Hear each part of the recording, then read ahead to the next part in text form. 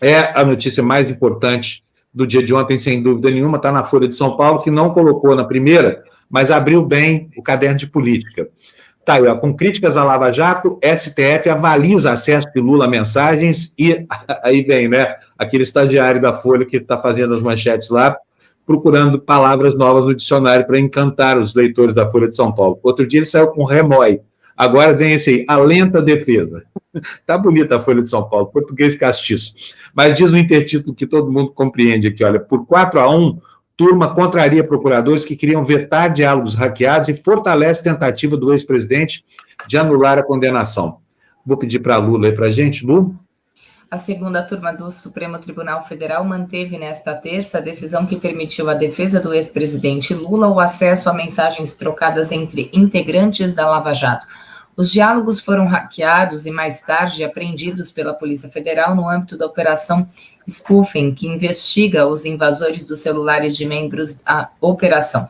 Os ministros Ricardo Lewandowski, Cássio Nunes Marques, Carmen Lúcia e Gilmar Mendes sustentaram que o grupo de 7 procuradores que pediu a revogação do despacho que autorizou o acesso aos diálogos não tinha legitimidade para fazer essa solicitação ao Supremo.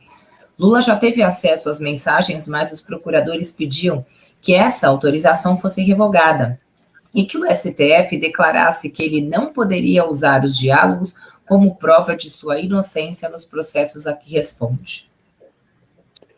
Muito bem, vou deixar o Florestan comentar. O Florestan gosta desse assunto, tem uma posição muito clara sobre isso. Vai lá, Florestan.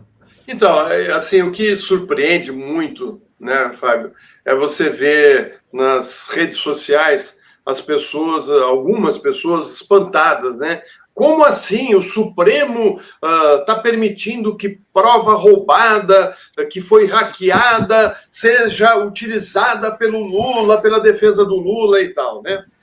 Acontece, gente, que é o seguinte, as conversas entre o Moro e os procuradores foram obtidas mediante prática de um crime. É uma prova ilícita, jamais poderá ser usada para processar o Moro e os procuradores, mas ela pode sim ser utilizada para defender alguém.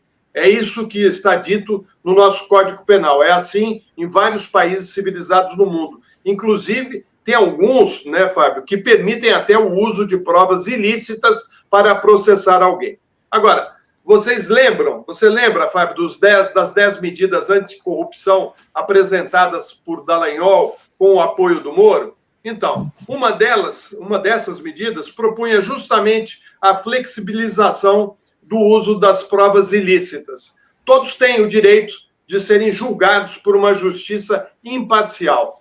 E isso, independente de quem seja, se é o Lula, se sou eu, se é o Fábio, se é a Lu, se é você que está aí acompanhando o Despertador. Isso é a base da democracia, isso é a base de uma sociedade civilizada, né? Então, assim, a TV Globo ontem dá na escalada do jornal, Supremo permite o uso de provas roubadas pela defesa do Lula, né? Ou seja, aí a pessoa que está em casa e mal informada vai ficar assim, pô, como assim? Estão permitindo que use provas roubadas, né?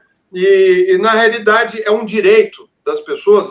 O nosso Código Penal permite que um réu utilize uma prova ilícita para se defender, né? E não tem uma prova tão consistente como essa, né? A Carmen Lúcia disse, olha, a Polícia Federal tem direito a ver essas conversas. A Força-Tarefa da Lava Jato viu, leu todas as conversas, né? O Supremo viu. Só a defesa não pode ver? Por quê? Por que só a defesa não pode? Né? É uma questão. E outra questão é o seguinte, o Gilmar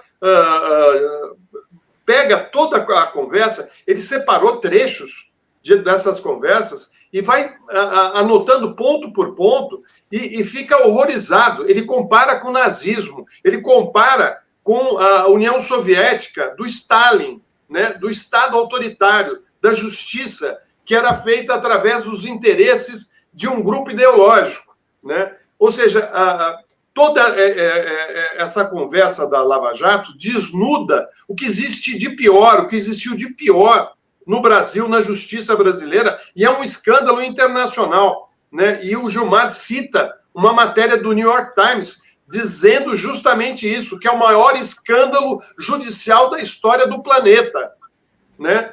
Agora, o Moro está lá nos Estados Unidos, né, como advogado de uma empresa que ele ajudou, né, através das ações que ele tomou contra a Odebrecht aqui no Brasil, né? O Dallagnol está aí também aproveitando. Agora, gente, é o futuro do próprio Ministério Público. Se o próprio Ministério Público não se revolta com isso, acabou a justiça, acabou o Ministério Público, porque daí nós vamos ter, né, se a gente não voltar para os trilhos, né, nós vamos ter uma, como disse a Carla, meia democracia, um quarto de democracia, um quarto de justiça, porque ela não é igual para todos, né? Ela só serve para um grupo, né? Então, assim, eu tenho a impressão, né, que quando o Bolsonaro fala aí em distribuir armas para toda a população, né, que esse grupo dele pensa assim, nós vamos acabar com a pobreza eliminando o pobre,